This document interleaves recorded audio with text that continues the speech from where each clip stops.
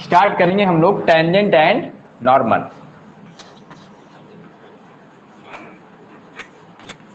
Tangent and normal important topic है यार, ठीक है ना, इंपॉर्टेंट टॉपिक है, इसे हमें करना है, टेंजेंट एंड नॉर्मल। ठीक है, देखो एक चीज बात समझ लेना है कि इसका थोड़ा सा जो है लेंदी सवाल होते हैं, ठीक है, लेंदी मतलब लैंग्वेज बड़ी होती है तो बोरिंग महसूस होगी, ठीक है ना, लेकिन ये करना जरूरी है।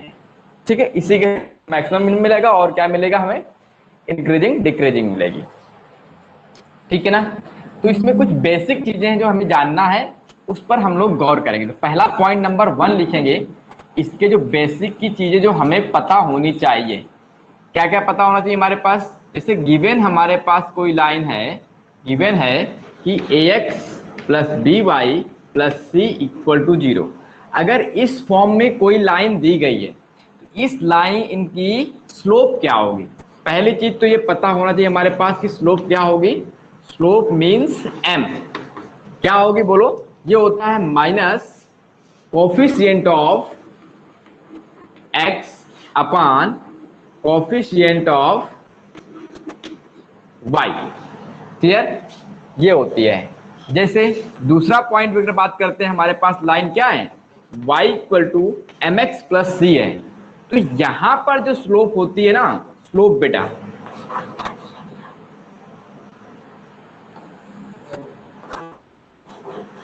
जो स्लोप होगी यहां पर m, तो आपको m दे रखी है। जैसे यहाँ पे हमारे पास y equal to 3x plus C दे रखा है, तो यहाँ पर m कितना होगा, 3 होगा। क्लियर, ये कुछ चीजें आप थोड़ा सा तेजी के साथ करते चलिए, हम लोग करते हैं इसको। ठीक है, तो ये जैसे हमारे पास है, ये इसकी स्लोप हमें मिलना चाहिए। ठीक है, जैसे यहाँ पे तीसरे पॉइंट पे बात करते हैं कि अगर ये लाइए हमारे पास कोऑर्डिनेट एक्सिस है ना, अगर तुमसे कहता है कि इस लाइन की एक्स एक्सिस की जो इक्वेशन होती है वो क्या होती है हमारे पास, y इक्वल टू 0 होती है, और इक्वेशन ऑफ y एक्सिस ये क्या होता है हमारे पास, x इक्वल टू 0 होती है, और ये क्या है हमारे पास। तो यहां से अगर तुमसे पूछता है कि स्लोप ऑफ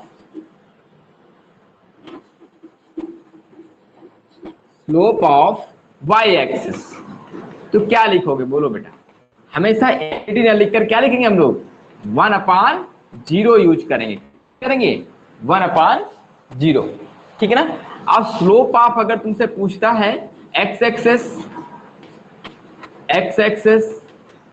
तो ये होता है हमारे पास कितना, बोलो 0 हो जाएगा। क्लियर, तो ये कुछ चीजें हमें आनी चाहिए, पता होनी चाहिए। ठीक, आगे देखते हैं, नोट करते चलना। ठीक है अनुपम। नेक्स्ट, हाँ तीसरा पॉइंट हो गया। चौथे पॉइंट में बात करते हैं, अगर आपको कोई गिवन पॉइंट दिया गया है, गिवन पॉइंट सपोज करते हैं कि x1 कामा y1 दिया गया है, ठीक है, एंड स्लोप दी गई है, स्लोप ऑफ लाइन, मतलब कि उस लाइन की स्लोप जो इस पॉइंट से पास हो रही है वो सपोज करो कितनी है, m। तो इक्वेशन ऑफ लाइन क्या लिखते हैं हम लोग, इक्वेशन ऑफ लाइन क्या लिखते हैं, y माइनस का y1 equal to m x minus का x1। क्या लिखेंगे, y माइनस का y1 equal to m into x minus x1। Clear, जैसे यहाँ पर पांचवा पॉइंट की अगर बात करते हैं, तो अगर हमारे पास 2 पॉइंट्स गिवन हो, given 2 points,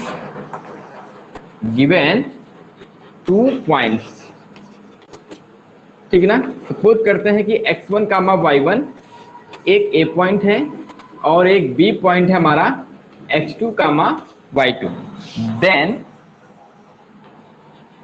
equation of line, equation of line क्या होगा हमारे पास, y माइनस का y1 equal to m into m का मतलब कितना हो जाएगा हमारे पास, इसकी लाइन स्लोप निकाल लेंगे, तो y2 माइनस का y1 अपान x2 माइनस का x1 इंटू x माइनस का x1। ये कुछ चीजें आपको आनी चाहिए, तभी हमें मजा आएगी इसमें पढ़ने में, टेंजेंट एंड नॉर्मल करने में। बेहतरीन, ठीक है ना। तो ये चीजें हमें बिल्कुल पहले से ही क्लियर आएगी। अब बात करते हैं हम लोग टेंजेंट एंड नॉर्मल पे। हटाए जाइए।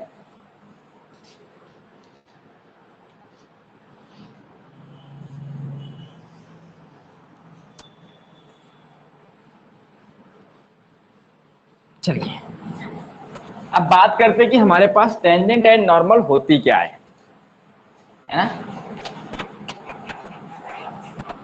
टेंजेंट की बात करते हैं। जैसे हमारे पास टेंजेंट की जब बात करेंगे तो यहाँ पर एक क्वेश्चन में तुम्हारे पास एक कॉमन वर्ड होगा, क्या? कर्व। जब कर्व आपके पास आता है क्वेश्चन में तो याद रखो तुम्हारे दिमाग में फिगर बन जाना चाहिए इस तरीके से, ठीक है। अब इस कर्व जो है हमारे पास बहुत सारे पॉइंट्स हैं। सपोज कर लो इस पॉइंट पे x1 कामा y1 पे मुझे क्या खींचनी है? टेंजेंट खींचनी है। खींचनी बोलो।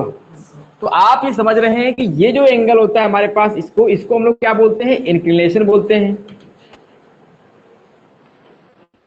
बोलेंगे। तो ये जो एंगल है हमारे पास, इसका मतलब इक्वल टू होता है, वो कितना होता है? tan theta. भाई हमें इसी लाइन की इक्वेशन निकालनी है।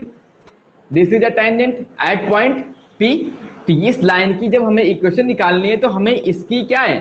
अब हमें इसके x एक्सिस के पॉजिटिव एक्सिस से हमें एंगल भी पता है कितना है थीटा। इसका मतलब स्लोप कितना आ गया यहाँ पर? tan theta. और इस स्लोप को हम लोग क्या लिखते हैं बेटा? ये लिखा जाता है dy/dx at point P equal to theta is m। हम लोगों ने बात की थी कहां पर? डिफरेंशिएबिलिटी पर।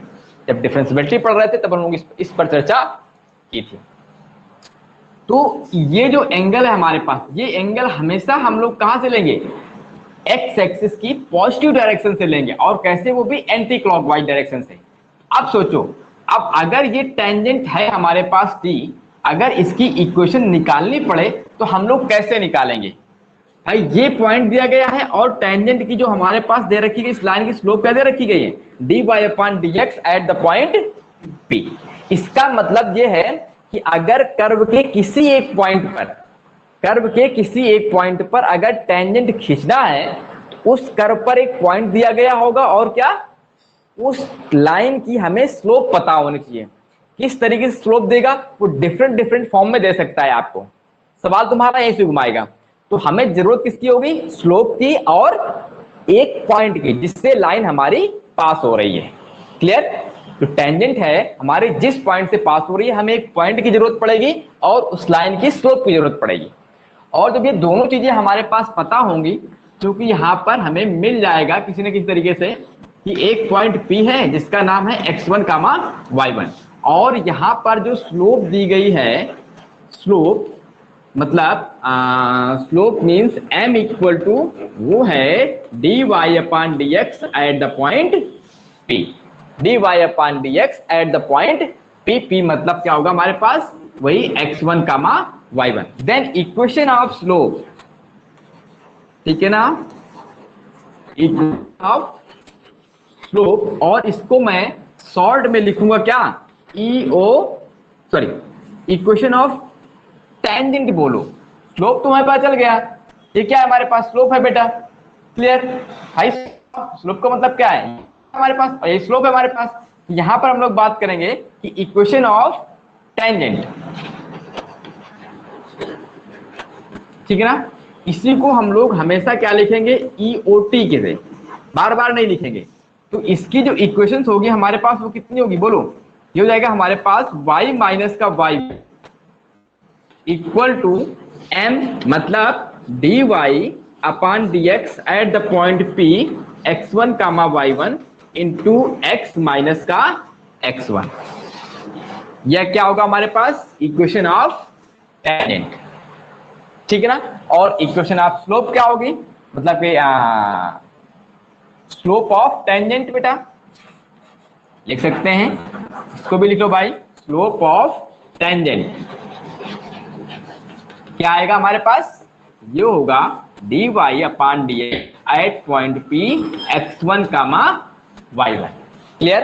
Slope of tangent equal to होगा dy upon dx at point p x1 comma y1, और slope of equation of tangent क्या होगी हमारे पास, y माइनस का y1 equal to dy upon dx at point p x into x minus का x1। ये दो चीजें हैं हमारे पास। ये बात होगी हमारे पास किसकी, टेंजेंट पर जो हमें पूछी जाएंगी जो चीजें हमारे पास। क्लियर हो गई सारी चीजें। चलिए आगे देखते हैं हम लोग। ये याद रखना कि हमें ये फिगर बनाना आना चाहिए हमें, ठीक ना। अगर कर्व का नाम लेता है तो आपके दिमाग में सबसे पहले यही चीज बन जानी चाहिए, छप जानी चाहिए आपके दिमाग में। चलिए आगे देखते हैं।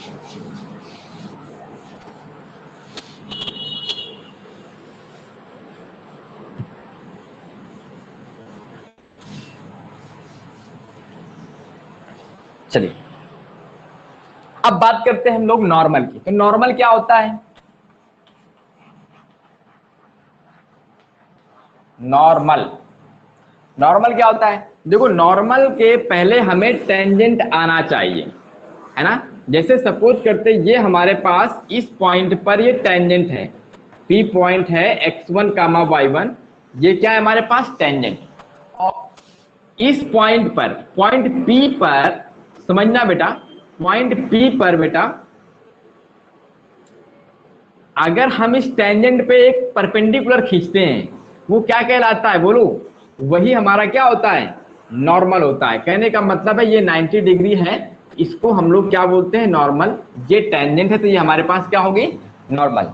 एक चीज और हमें पता है, अगर इसकी स्लोप पता है हमें और इसकी स्लोप अगर हमारे पास m1 है, कहने का मतलब है कि dy upon dx at the point P, ठीक है। अगर ये दे रखा गया है तो इसकी स्लोप क्या होगी बोलो, इसकी जो स्लोप होगी हमारे पास m2 सपोज करते हैं, तो कितना होगा बोलो, माइनस का 1 upon dy upon dx at the point P।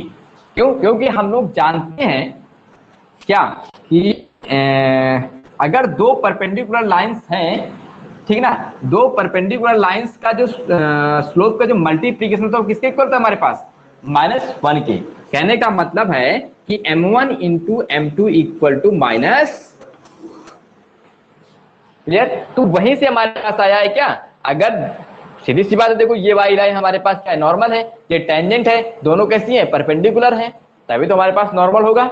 अब ये परपेंडिकुलर, दोनों जो परपेंडिकुलर लाइंस हैं, इन दोनों की स्लोप को क्या होता है, मल्टीप्लीकेशन, -1 के इक्वल होता है। तो अगर हमारे पास m1 ये दे रखा है बेटा, मीन्स कह सकते हैं यहाँ पर कितना, tan थीटा, m1 हमारे पास है, तो m2 क्या हो जाएगी हमारे पास, माइनस का 1 upon y upon dx। Clear. बस हमें देखो इस की स्लोप भी पता चल गई और पॉइंट भी पता है हमारे पास P x1 का y1, तो इक्वेशन निकाल सकते हैं। तो पहली चीज तो यहाँ पर यही आएगी कि slope of normal, slope of normal क्या होगा हमारे पास बोलो, होगा हमारे पास बेटा at point -1 upon dy upon dx at the point P। Clear. कभी कभी क्या देगा कि क्वेश्चंस में आपको स्लोप दी गई होगी, है ना, ये नॉर्मल की स्लोप है, तो फिर उसको मत करना कि -1 अपान कर दो, ठीक है ना। अनुपम, अगर सवाल में तुम्हें ये दिया गया है कि ये क्या है हमारे पास स्लोप, जो स्लोप दी गई होगी वो किसकी होगी, नॉर्मल की होगी, तो फिर ये मत करना कि उसको हम लोग -1 अपान dy अपान dx कर दो। अगर तुमसे पूछता है कि टेंजेंट की स्लोप बताओ, तब फिर हम लोग क्या करेंगे, -1 अपान, हाँ क्लियर। तो ये बात आ गई। अब इसके बाद इक्वेशन की बात करते हैं, है ना, कि इक्वेशन ऑफ नॉर्मल बेटा, इक्वेशन ऑफ नॉर्मल कहने का मतलब है हम लिखेंगे, इसको लिखेंगे EON, ठीक है ना। और जो EON है हमारे पास कितना आएगा, y माइनस का y1 इंटू माइनस का 1 upon dy upon dx at point P x minus का x1। याद रखना है एक चीज को कि सबसे पहले हम लोग स्लोप किसकी निकालेंगे, टेंजेंट की। टेंजेंट से स्लोप किसकी निकालेंगे, नॉर्मल की, और वो पॉइंट दिया गया होगा, हम क्या फाइंड कर लेंगे, इक्वेशन ऑफ नॉर्मल। क्या फाइंड कर लेंगे, इक्वेशन ऑफ नॉर्मल, है ना। तो याद रखो, अगर हमें टेंजेंट निकालना है या फिर नॉर्मल निकालना है तो हमें दो चीजों की जरूरत पड़ेगी, और वो कौन कौन सी हैं? एक पॉइंट और टेंजेंट की स्लोप। क्लियर? टेंजेंट की स्लोप। चलिए, तो एक छोटे कुछ क्वेश्चन करते हैं, फिर आगे इसकी थ्योरी और इसके बाद फिर सवाल करते हैं हम लोग। ये दोनों चीजें मैंने आपको भी बताई है, ठीक है? हाँ, एक चीज मैं और आपको बता देता हूं, शुरुआत में ही बताना चाहिए था मुझे कि कोई अगर हमारे पास गिवन में है, उसी पॉइंट में लिख लेना बेटा कि इफ L1 स्लोप कितनी है इसकी? Slope of L1 equal to क्या है? M1 and L2 second line है हमारे पास, और स्लोप ऑफ L2 पूछा है, सपोज करते हैं इसमें कितनी ये है, तो इसमें पहली चीज अगर हमारे पास L1 पैरेलल टू किसकी है? L2 के, तो ये याद रखना ये क्या इंप्लाई करेगा हमारे पास? M1 इक्वल टू M2, ठीक है? अगर दोनों लाइनें अगर हमारी पास पैरेलल है, उनकी स्लोप क्या होती है? इक्वल होती है। इसी तरीके से अगर हमारे पास L2 अगर परपेंडिकुलर है L1 के, या L1 परपेंडिकुलर है हमारे पास L2 के, तो ये क्या देगा हमारे पास? M1 into M2 equal to -1। इसको भी नोट कर लो बेटा, याद रखना कि अगर हमारे पास कोई लाइन एक L1 है जिसकी स्लोप M1 है, और एक L2 है जिसकी स्लोप हमारे पास कितनी है? M2 है। इफ अगर L1 पैरेलल टू L2 है तो हमें क्या मिलेगा? ये क्या इंप्लाई करेगा? M1 equal to M2। और अगर L2 परपेंडिकुलर टू L1 है तो क्या मिलेगा? M1 into equal to -1। Clear? चलो आगे क्वेश्चन देखते हैं। छोटा सा, बहुत ही अच्छा सवाल नहीं है, बहुत ही इजी सवाल है, ठीक ना? और अच्छा भी कह सकते हैं। क्वेश्चन है हमारे पास, कह रहा है कि if y equal to sine X find slope of tangent at x equal to π/2। Slope of tangent at x equal to π/2 and EOT। EOT का मतलब क्या है? इक्वेशन ऑफ टेंजेंट निकालो और इक्वेशन ऑफ नॉर्मल निकालो, दोनों ही निकालना है, तीनों चीजें निकालना। चलिए सवाल है आपके पास, देखो बिल्कुल सिंपल सा है। y इक्वल टू क्या हमारे पास? Sine x. तो पहले मैं इसका आपको अप्रोच बताता हूं। π/2 पर मुझको बताना है। मुझे सबको पता है बेटा इसका ग्राफ कैसे बनता है। ये चीज पता है, ये लाइन क्या होती है हमारे पास? y इक्वल टू 1 लाइन होती है। क्या होती है? y इक्वल टू 1 लाइन होती है। ये क्या है हमारे पास? y इक्वल टू -1 लाइन होती है। और π/2 कहां पर होता है? ये होता है हमारे पास π/2। देखो x इक्वल टू π/2 है हमारा, तो वहां पर एक टेंजेंट खींची गई है, और इस टेंजेंट की इक्वेशन क्या है? y equal to 1। और स्लोप क्या है? बोलो स्लोप क्या है बेटा? m यहां पर क्या आएगा? 0 आएगा। लेकिन अगर इक्वेशन नॉर्मल है, इस टेंजेंट पर नॉर्मल क्या होगा हमारे पास? ये इक्वेशन हो जाएगी बेटा, और इसकी इक्वेशन क्या मिलेगी? बोलो बेटा, x इक्वल टू π/2। और इसकी स्लोप की अगर बात करेंगे तो 1/, मतलब इन्फिनिटी मिल जाएगा बेटा। इसी को हम लोग क्या बोलेंगे? इन्फिनिटी। क्या बोलेंगे? इन्फिनिटी। ये तुम्हारे पास किससे आ गया हमारे पास सवाल को? हम ग्राफ से हमने समझ लिया कि ये चीजें हमारे पास बनेंगी। ये हमारे पास टेंजेंट की इक्वेशन हो गई हमारे पास y इक्वल टू 1, और नॉर्मल की जो इक्वेशन हमारे पास y इक्वल टू π/2, और यहाँ पे पता है इसका स्लोप कितना है हमारे पास? 0, और इसका स्लोप कितना है? इनफाइनाइट, क्योंकि परपेंडिकुलर है। सीधी सी बात है बेटा, ये हमारे पास क्या है? x एक्सिस पे परपेंडिकुलर है। लेकिन कैसे निकालेंगे? देखो हमें ये ना ग्राफ हम ना बनाते तो कैसे करेंगे? हमारे पास सीधी सी बात दी गई क्या बेटा? हमें सिर्फ एक दिया गया है curve y equal to sine x. और उसने कहा है कि x equal to pi by two. तो याद रखो, अगर केवल x दिया गया है, समझना, अगर केवल x दिया गया है तो पहला काम तुम्हारा यही होना चाहिए कि x को रख करके पहले y निकाल लो। जब हमें x और y मिल गया, इसका मतलब क्या मिल गया हमें? पॉइंट। क्या मिल गया? पॉइंट। और फिर उस पॉइंट पर डिफरेंशिएट करके क्या निकालेंगे? टेंजेंट की स्लोप निकालेंगे, और चाहो तो फिर नॉर्मल की स्लोप निकाल लो, और फिर equation of normal, equation of tangent दोनों निकाल सकते हैं। तो यहां पर जैसे हम लोग पहला जो हमारा काम होगा, x की वैल्यू इसमें पुट करेंगे, ठीक है ना। कह सकते हैं कि put the value of x equal to pi by two in 1, equation number 1 कह दो। तो हमें y कितना मिल जाएगा? 1। तो पॉइंट क्या आ गया हमारे पास, बोलो? पॉइंट आया हमारे पास पाई बाई टू कामा 1। तो इस पॉइंट पर हमें टेंजेंट की स्लोप, टेंजेंट की इक्वेशन, नॉर्मल की स्लोप और इक्वेशन ऑफ नॉर्मल निकालना है। तो सबसे पहले काम हम लोग जब इसकी टेंजेंट की स्लोप निकालेंगे तो क्या निकल के आएगा? dy अपॉन dx लिखो बेटा इसका। तो कितना आ गया हमारे पास? cos x आ गया, आया cos x बेटा। तो हमें स्लोप चाहिए किसकी? टेंजेंट की। m1 सपोज कर लो, यहां पर कितना आ गया? dy upon dx at the point p, p हमारे पास पाई बाई टू कामा 1। जब पाई बाई टू रखेंगे तो कितनी आ जाएगी? 0। मतलब स्लोप ऑफ टेंजेंट कितनी आ गई? 0। और इक्वेशन क्या निकल आएगी, बोलो? ईओटी बताओ। ईओटी का मतलब है कि इक्वेशन ऑफ टेंजेंट। ये हो जाएगा y माइनस का 1, y माइनस का y1 इंटू m क्या है? 0, x माइनस का पाई बाई टू। ये बना y इक्वल टू 1। इक्वेशन क्या आ गई टेंजेंट की? दिस। अब देखो, अगर यहां पे नॉर्मल की बात करते हैं, स्लोप ऑफ नॉर्मल क्या होगा, बोलो?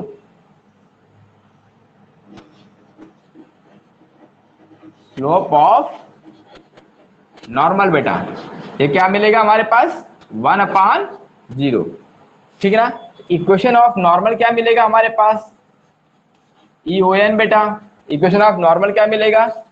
y माइनस का 1 into equal to 1 upon 0, x minus का pi by two. Cross multiplication कराएंगे तो हमें क्या मिल जाएगा? x equal to pi by, x equal to pi by two. Clear? ये सारी चीजें हो गई। यहाँ पे एक सिंपल सा हमारे पास एक कर्व था y equal to sine x, ठीक है ना। और हमें फाइंड करना tangent at x equal to pi by two. इससे तुम्हें जो बेसिक है वो सब लगभग आपका क्लियर हुआ है कि हमें करना क्या क्या चीजें यहाँ पर, ठीक है ना। चलिए आगे बात करते हैं हम लोग।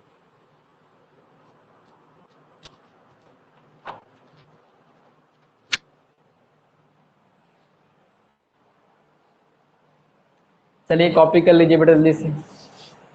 ना समझ में आया तो बताओ, फिर समझाएं। अनुपम,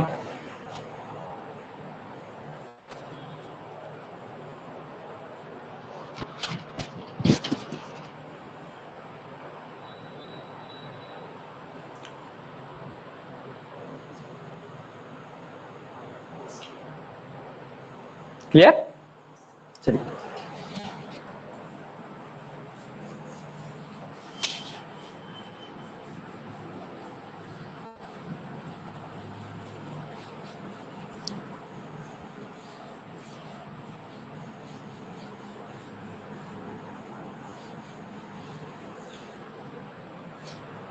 चलिए आगे हम लोग बात करते, थोड़ा सा थ्योरी में और पढ़ लेते हैं जो हमें क्वेश्चन को सॉल्व करने में मदद करेगा, ठीक है ना।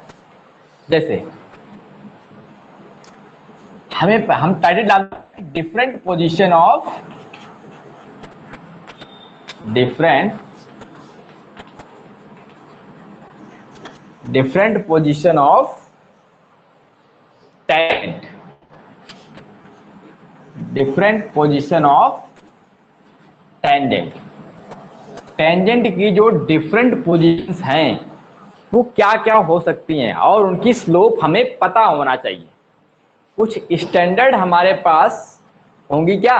टेंजेंट्स, ठीक है। स्टैंडर्ड कह सकते हैं, वो आपको पता होनी चाहिए कि इसकी टेंजेंट क्या होती है। सवाल में देगा आपसे, कहेगा कि tangent parallel to x axis, tangent parallel to y axis, tangent parallel to something, किसी लाइन के पैरेलल। या फिर कह सकता है कि इक्वल एंगल बना रही है हमारे पास एक्सिस से, ठीक है, या कह सकते हैं कि इक्वल इंटरसेक्ट कर रही है हमारे पास कोई लाइन। तो इन सब की तुम्हें क्या पता होती है, स्लोप पता होना चाहिए, ठीक है ना। तो पहले हम लोग बात करते हैं, यहां पर पहले जो पोजीशन की बात करते हैं कि tangent parallel to x axis, x axis parallel to x axis, कहने का मतलब है कि अगर कोई भी लाइन है इस तरीके से हमारे पास कोई कर्व बना है और ये जो कर्व पे खींची गई टेंजेंट है वो पैरेलल टू क्या है बेटा, एक्स एक्सिस है। कहने का मतलब है कि ये अगर एक्स एक्सिस है तो इस एक्सिस के पैरेलल हमने क्या खींची है, इस कर्व पर एक टेंजेंट खींची है, ये ऐसे ही खींचेगी बेटा और कुछ नहीं होगा। जो ये कर्व के जो मिनिमम पॉइंट पर होगा हमारे पास, ठीक है ना, वहां पर हम लोग टेंजेंट खींचेंगे, क्लियर। और जो क्या होगी हमारे पास पैरेलल टू एक्स एक्सिस होगी, तो इसकी जो स्लोप निकल के आएगी हमारे पास एम, वो होगी 0। एम इक्वल टू 0 का मतलब है कि अगर ये पॉइंट हमारे पास x1 y1 p पॉइंट है, इसका मतलब है कि dy/dx एट पॉइंट p कितना दे रखा है, 0 दे रखा है। ये तुम्हारे पास पहली पोजीशन है जो कि आपको पता होना चाहिए, clear. Tangent parallel to x axis, कहने का मतलब है कि एक्स एक्सिस के पैरेलल टेंजेंट आपको किसी कर्व पर खींचना है, तो उसकी स्लोप क्या हम लोग अपने मन से अंडरस्टूड रहेगी हमारे पास, m इक्वल टू 0, क्या रहेगी, m इक्वल टू 0, क्लियर। चलिए अब बात करते हैं दूसरी पोजीशन पे, हटाया जाए, हटा दें।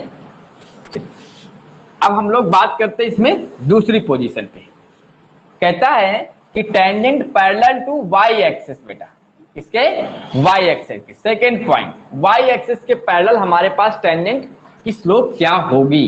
जैसे हमारे पास ये कर्व है, ठीक ना, और इस तरीके से कोई कर्व है जो कि पैरेलल टू क्या है टेंजेंट, अगर पैरेलल होगी इसका मतलब कितना एंगल बन रहा होगा, ये 90 बन रहा होगा, मतलब थीटा इक्वल टू कितना होगा 90। तो tan थीटा कितना आएगा बेटा बोलो, इन्फिनिटी। इन्फिनिटी का मतलब है कि m इक्वल टू हम लोग हमेशा क्या लिखेंगे 1/0, और यही क्या होगा dy/dx at the point p, अगर मैं इस पॉइंट को p मानूं तो, क्लियर। इसका मतलब है कि कोई भी अगर लाइन हमारी पैरेलल टू y एक्सिस है तो उसकी स्लोप कितनी होती है हमारे पास, इन्फिनिटी होती है बेटा। और इन्फिनिटी को हम क्वेश्चन में क्या अप्लाई करते हैं 1/0, हमेशा अप्लाई करें क्या 1/0 बेटा, क्लियर। कि हमारे पास सेकंड पोजीशन आ गई बेटा, ये क्या आ गई, सेकंड पोजीशन बेटा, ठीक है।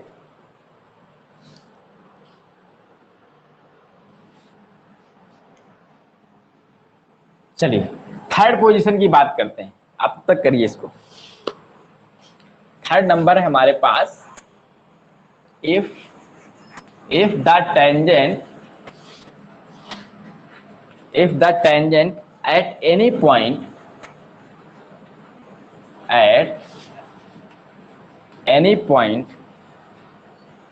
on the curve is equally inclined to both axes, on the curve is equally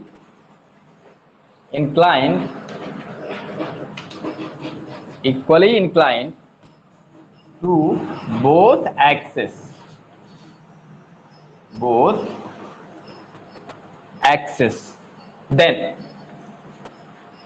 then याद रखना यहां पे जब हम dy/dx at the point P की बात करेंगे तो यहां पर +-1 यूज करेंगे, क्या यूज करेंगे, +-1 यूज करेंगे बेटा।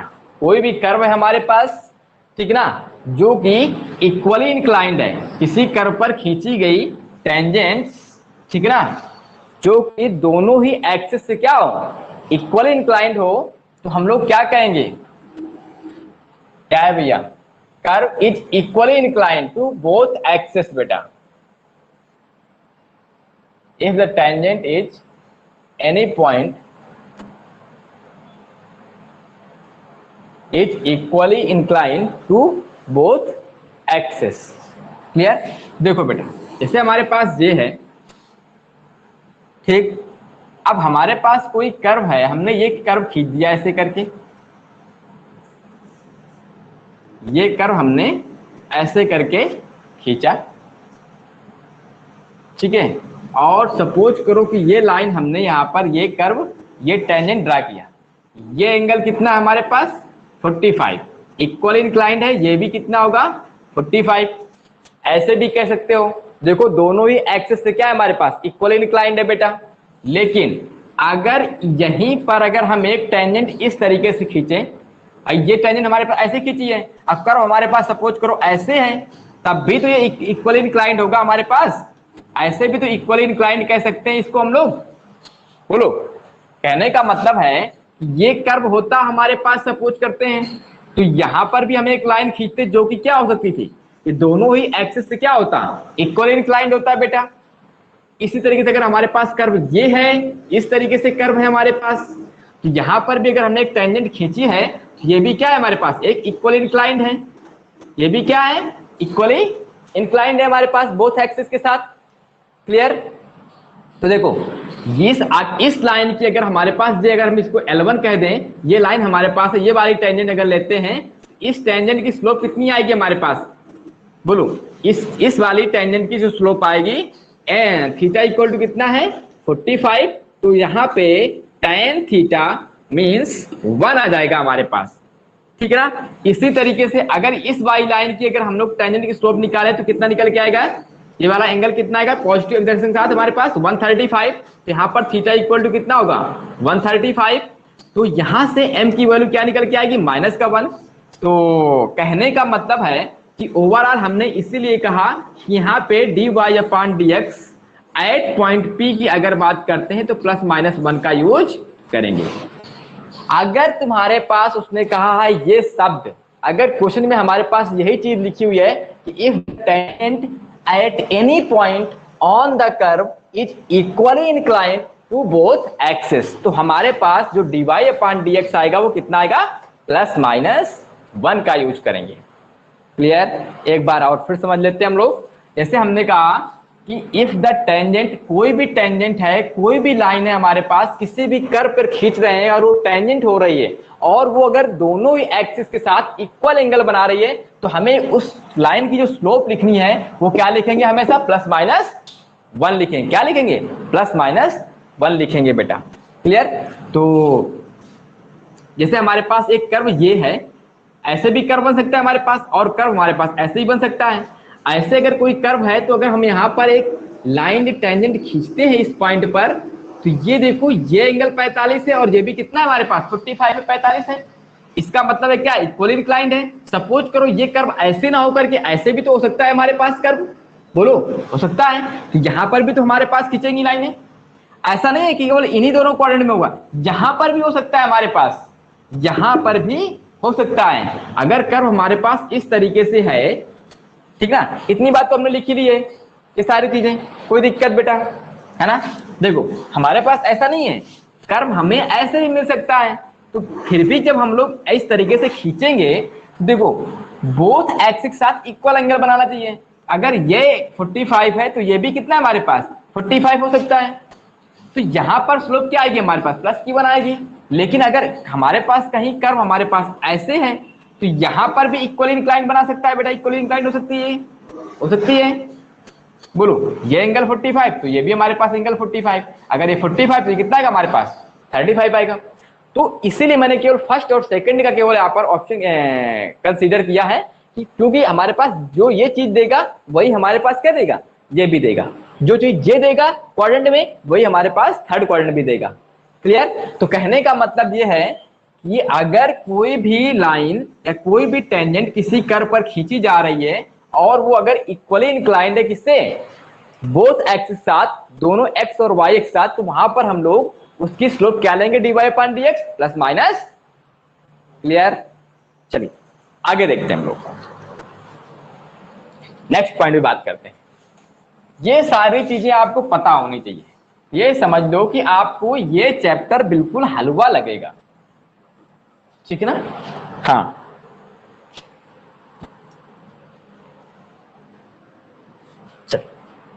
आगे नेक्स्ट पॉइंट है हमारे पास, कह रहा है कि if the tangent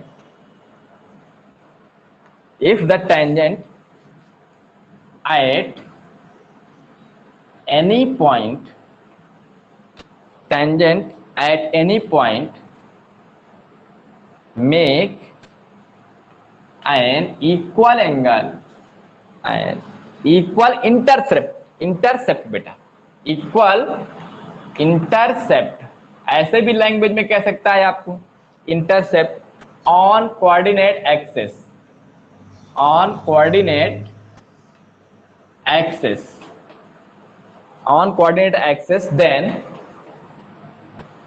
then dy upon dx equal to minus का 1 यूज करेंगे।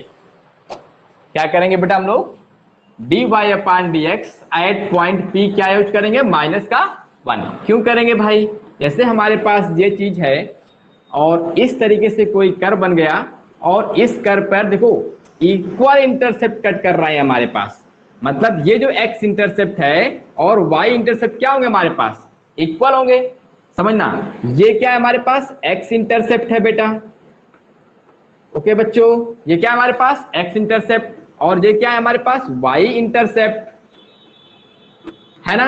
अगर ये दोनों लाइनें यहां से लेके यहां तक, अगर मैं इसको b कह दूं, इसको a कह दूं, और ये इस कर्व पर खींची गई हैं, तो सोचो अगर ये इंटरसेप्ट हमारे पास y है और ये x है, इन दोनों की लेंथ सेम है, इसका मतलब क्या है, ये एंगल क्या होंगे, दोनों के सेम होंगे ना, मतलब क्या होंगे हमारे पास 45 क्यों, क्योंकि ये 90 है हमारे पास। अगर ये 45 तो ये कितना होगा बोलो, 135, क्योंकि हमें इस लाइन की जब स्लोप लेंगे तो एक्स एक्सिस की पॉजिटिव डायरेक्शन के साथ हम लोग लेंगे, कहां पे लेंगे, एक्स एक्सिस की पॉजिटिव डायरेक्शन के साथ लेंगे हम लोग।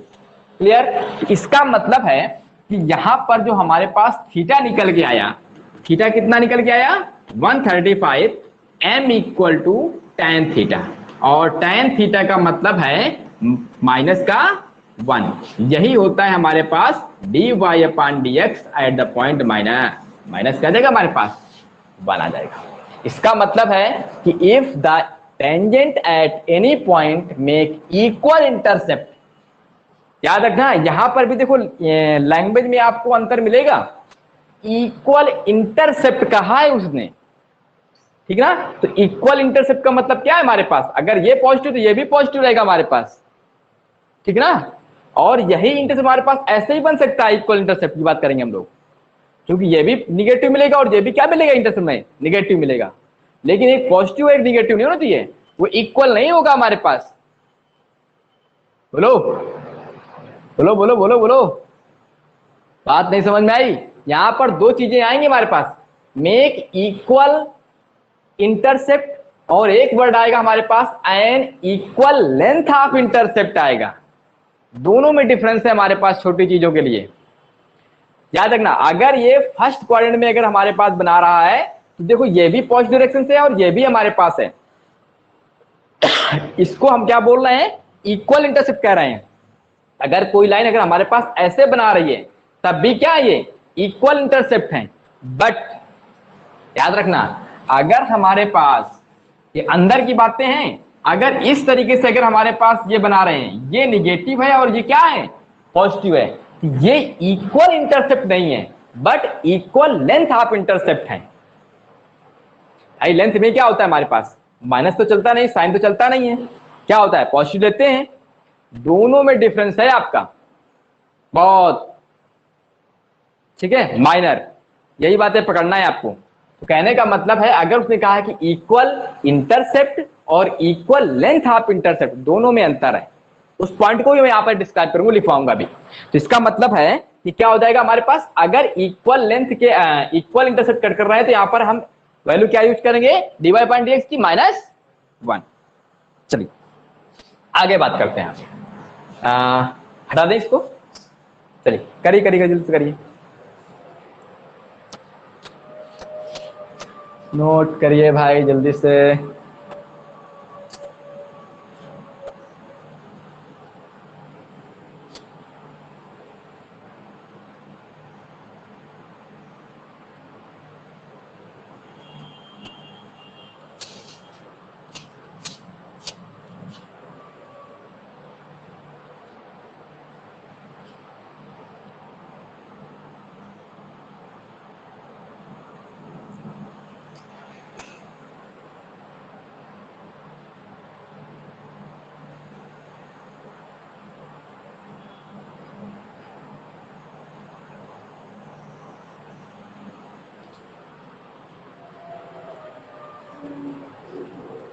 क्लियर?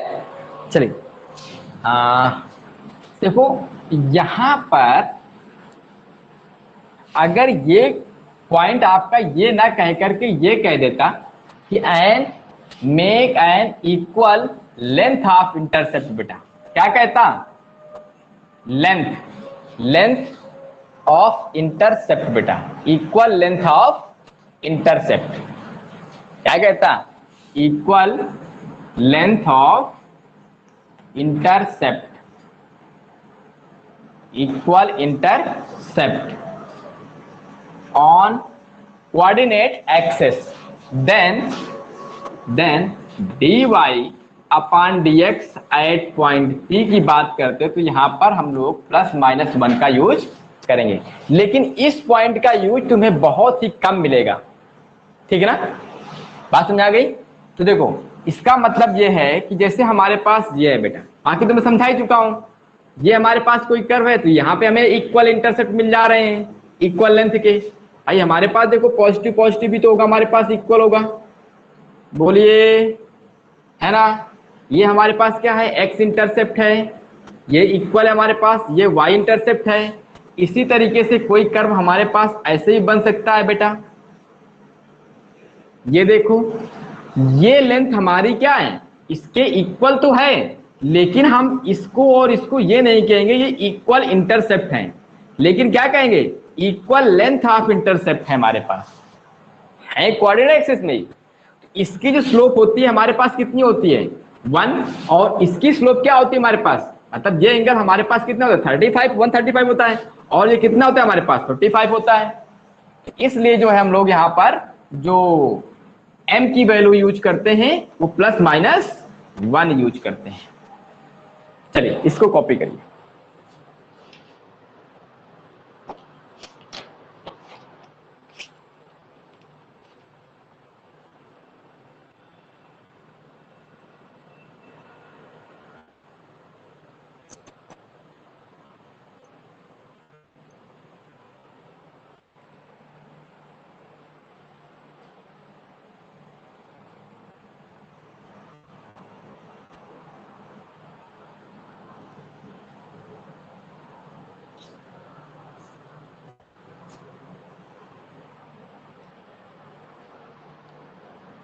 कोई डाउट बोलो? अनुपम क्लियर है ना? No doubt.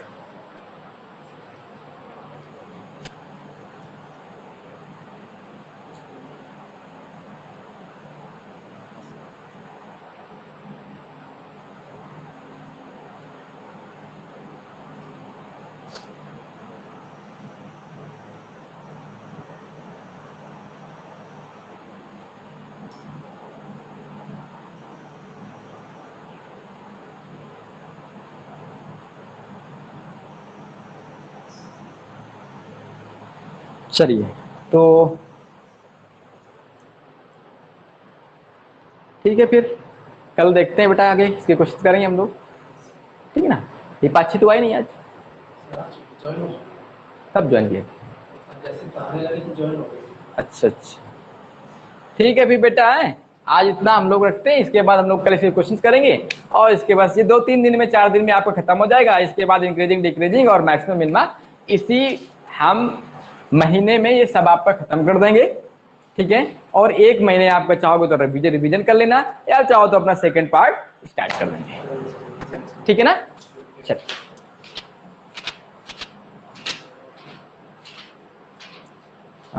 गुड इवनिंग बेटा, चलिए